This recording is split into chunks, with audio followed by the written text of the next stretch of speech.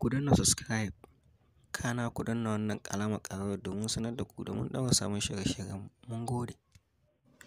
To, Dezeel ya fito ya yi gargaɗi ga masu danganta shi da wannan rashin imanin da aka yi wa Maryam Boss na yaɗa bidiyon tsiraicinta.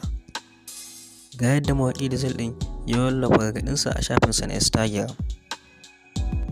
Mawaƙi Dezeel yana cewa wannan jita-jitar da ke yawa a social media, wai ya ɗauki bidiyon ƴan uwarshi musulma na cin mutunci ya ɗaura a social media, ƙarya ne ta kowace hanya, kuma yana gargaɗin masu yaɗa wannan abun akan cewa shi ya yaɗa wannan bidiyon har ya sa wata ta yi wannan bidiyon ta kawo mai yaɗa da masu siyo ya shi kuɗi cikin awa 12 da sigo gaggawa gogiya, idan ba haka ba zai fita kowace irin hanya domin ya kare ma kanshi mutunci.